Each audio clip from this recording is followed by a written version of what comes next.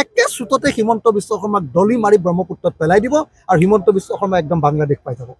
সঁচাকৈ এটা কথা কৈছোঁ, যদি উজনি অসমত তিনি গগৈ একলগ হয়, অসমৰ ৰাজনীতিত এটা মেজিক সৃষ্টি হৈ যাব, মিৰাকুল বুলি যাক কয়।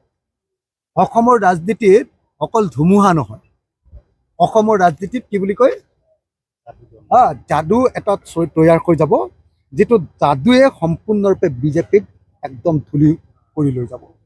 আৰু তাৰ কাৰণে প্ৰথম লাগিব আমাৰ বিৰোধী ঐক্য মঞ্চটো ঐক্যবদ্ধ হোৱা। কংগ্ৰেছ, ৰাইজৰ দল আৰু অসম জাতীয় পৰিষদ যেতিয়াই একলগ হ'ব, তেতিয়া গৌৰৱ গগৈ, অখিল গগৈ আৰু লুৰিণজ্যোতি গগৈ আমি একলগ হৈ যাম। আৰু তিনি গগৈ যেতিয়া লগ হ'ব নহয়, অসমীয়া মানুহৰ কনফিডেঞ্চ আহি যাব। মই একদম খাটাংকে আপোনালোকক কৈ থৈছোঁ, অসমৰ সকলো শ্ৰেণীৰ মানুহ আজি বিজেপি বিৰোধী।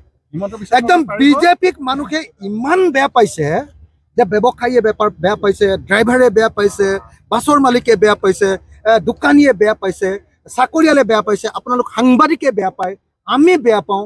অসমৰ সকলো শ্ৰেণীৰ মানুহে আজিৰ দিনটোত বিজেপিক বেয়া পায়। কিন্তু মানুহৰ মাজত বিজেপি হৰুৱাব পাৰিম বুলি কনফিডেঞ্চটো অহা নাই, কাৰণ আমি একলগ হোৱা নাই। যেতিয়া বিৰোধী ঐক্যমঞ্চ একলগ হ'ব আৰু তিনি গগৈ একলগ হৈ যাম, তিনি গগৈ অহাৰ লগে লগে নহয়, অসমত একদম বিৰোধীৰ এটা হাৱা আহিব আৰু একে চুটতে হিমন্ত বিশ্ব শৰ্মাক দলি মাৰি ব্ৰহ্মপুত্ৰত পেলাই দিব আৰু হিমন্ত বিশ্ব শৰ্মা একদম বাংলাদেশ পাই যাব।